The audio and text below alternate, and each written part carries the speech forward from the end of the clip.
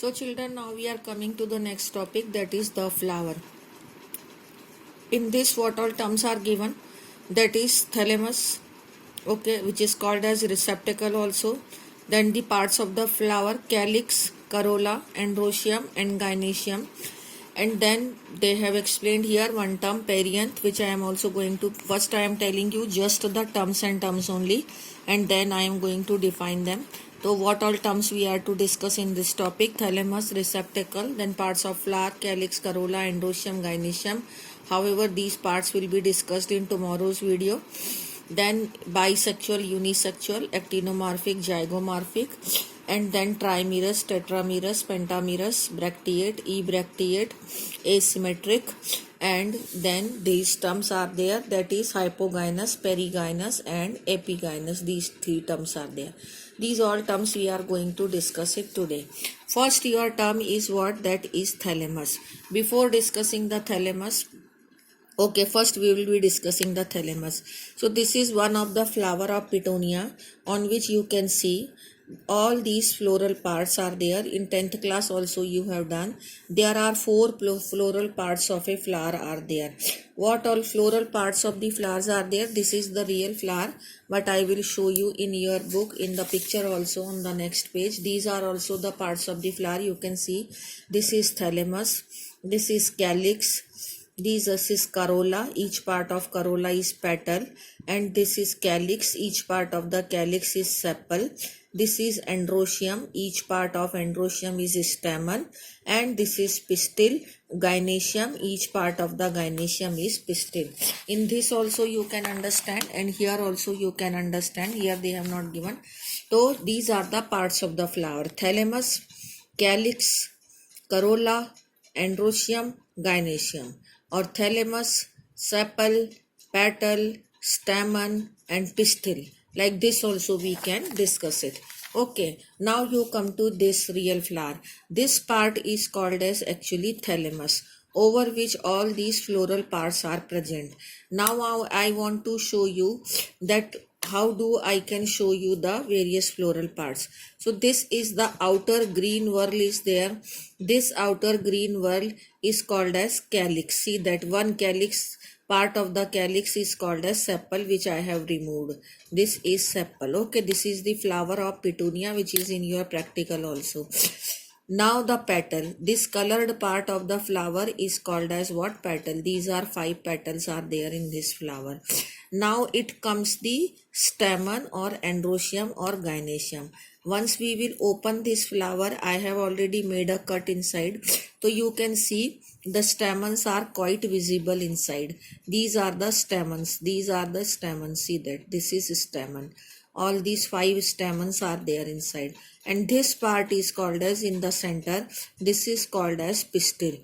So I have shown you here the LS of the flower of Petunia, in which I can show you all the parts. These are calyx, this is corolla or petal, each part. Then these are androecium, male reproductive part or stamen, and this is pistil or female reproductive part. Okay. So that way, these two terms we have already discussed. The swollen end, this is the swollen end. Okay, this is the swollen part which is present at the base of the flower, on over which all the floral parts are arranged. That part is called as what? Thalamus. And this is what? It is the pedicel. See that the part which I am holding is called as pedicel.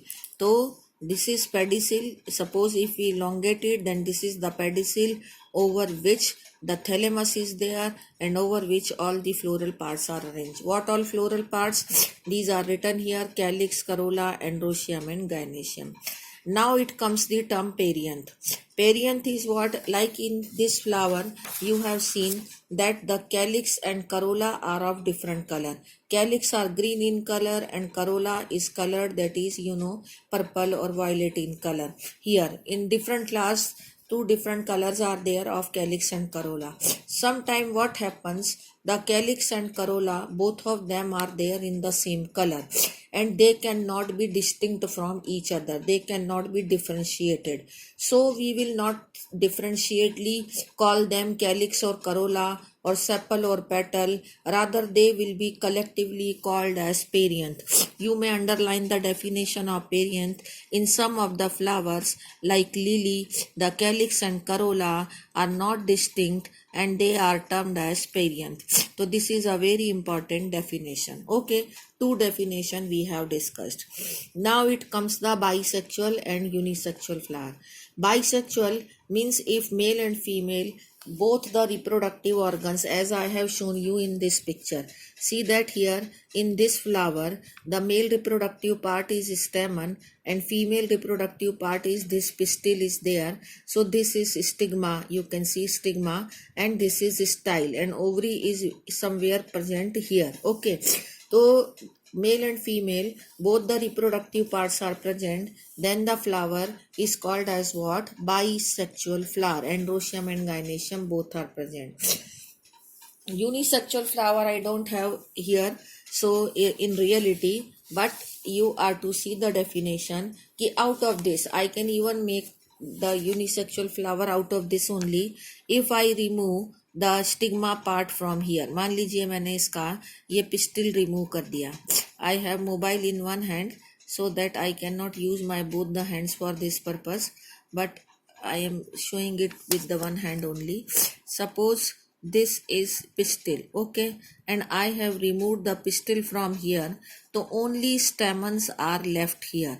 So this flower has become staminate flower, unisexual staminate flower. Okay, if stamens would have been removed and only the pistil is there, suppose I remove the stamen and only the pistil will remain inside, then that flower is again unisexual pistillate flower it will called as. In your book it is not written, you may write here the pistillate flower if only pistil is present, and staminate flower if only stamen is present, and these are the example of this unisexual types of unisexual flower.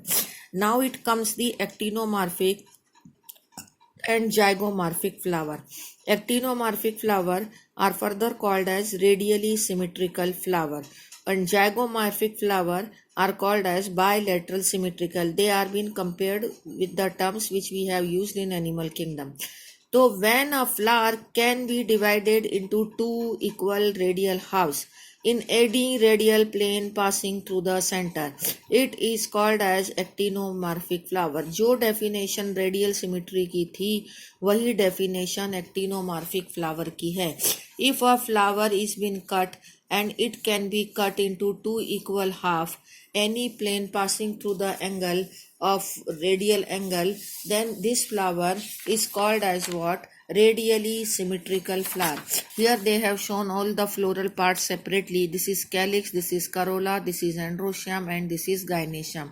From this flower all the floral parts are removed. Okay, so now radially symmetrical, or you can say the actinomorphic flower, the definition you are to underline. Suppose in your book, if the flower can be divided into two equal half, radial halves उनको कहते हैं, in any radial plane passing through the center, it is called as actinomorphic flower. Now it comes the zygomorphic, and इसके example हैं mustard का flower, धतूरा. धतूरा ये जो अभी मैंने आपको पिटूनिया दिखाया, this is again belongs to the family of datura only, तो that means it is also a actinomorphic flower. ठीक है, यहाँ पर आप पिटूनिया भी लिख सकते हैं. And chili, these are the example of actinomorphic flower. Now it comes the zygomorphic flower. Zygomorphic flower, when it can be divided into two similar halves, only one particular vertical plane, सिर्फ एक angle से काटने पर ही वो दो बराबर हिस्सों में बंटता है, then it is called as zygomorphic flower. An example is pea and gulmohar and beans and cassia. These are the example of the zygomorphic flower. These are again common flower. Now it comes the asymmetric flower. If the flower cannot be divided into two similar halves by any vertical plane passing through the center, then it is called as asymmetric. An example is canna. All the three definition you are to take it from here only. If it can be divided into two equal half passing through any angle, then it is actinomorphic. If it is divided into two equal half passing through only one angle, then zygomorphic. it cannot be divided into two equal half passing through any angle, then it is asymmetric flower. Now it is coming the term trimerous, tetramerous and pentamerous. If all the floral parts are there in the multiple of three calyx, three sepal, three petal, three stamens, and the stigma is also tricarpellary, then this every part of the flower, if there is there in the multiple of three, then this flower will be called as trimerous flower. Example is lily flower. Tetramerous flower, if every part of the flower is there in the multiple of 4, then that is called as tetramerous flower. Example is mustard. And if every part of the flower is there in the multiple of 5, then it is a pentamerous. It is a pentamerous flower. इसमें सब कुछ 5 है, 5 calyx हैं, 5 ही petal हैं और 5 ही स्टेमन है और पेंटाकार्पेलरी ovary है. तो that flower is called as what? Pentamerous flower. तो these are 3 terms on the basis of the number of the floral parts. Now it comes the definition bracteate and ebracteate. So below the flower sometime some reduced leaf are found, यानी कि it is an extra outgrowth present at the base of the pedicel. Pedicel is what? Which I have shown you. The stalk of the flower is called as pedicel. So in this flower the extra growth is not there, but sometime here at the base of the pedicel some extra growth is there, then that flower which bears a extra growth on the pedicel, then that flower is a bracteate flower. And if that extra growth leaf like structure is not present, then it is a ebracteate flower. Okay, now it is another topic. It is another topic. This is a question of 5 marks. I am writing the question here also. How do flowers are categorized? On the basis of the position of its floral parts or position of the ovary.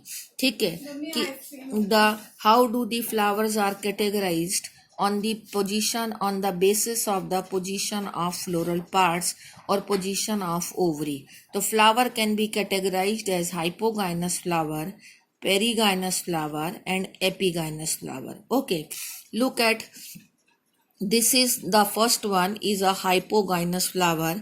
Its example is mustard, China rose and brinjal. In this, what is there actually? The ovary is called as superior. You can see the ovary is occupying the top position on the thalamus, and rest of the floral parts, stamen, petal and calyx are present below the ovary. Then ovary is called as superior and rest of the parts are inferior. This type of flower is called as hypogynous flower. This is one. Now it comes the next one, that is perigynous flower. So perigynous flower, what all is there? B and C. This and this, these two diagram of perigynous flower. In this, the thalamus has become the flask shape, half of the open flask shape. So ovary is still occupying the top position only. This is called as the center of the thalamus. The ovary is occupying the center of the thalamus and rest of the floral parts are present on the margin of the thalamus. So in this case, the ovary can be called as half superior. It is called as half superior and condition is called as perigynous flower. And example is in rose, in plum and in peach, and these flowers are called as what? Perigynous flower, in which half superior ovary is there. Now the last one. In last one you can see the ovary, the thalamus has completely become closed, and so that all the floral parts are present here at the top of the thalamus and ovary is trapped within the thalamus, so its position will be considered as inferior and rest of the parts will be considered as superior, calyx, petal and stamen, so that this type of ovary will be considered as inferior and this flower is considered as the epigynous flower, and example is guava and cucumber. And all of these things are written here, and it is a question of 5 marks that how do flowers are categorized on the basis of position of ovary or position of floral parts. Thank you.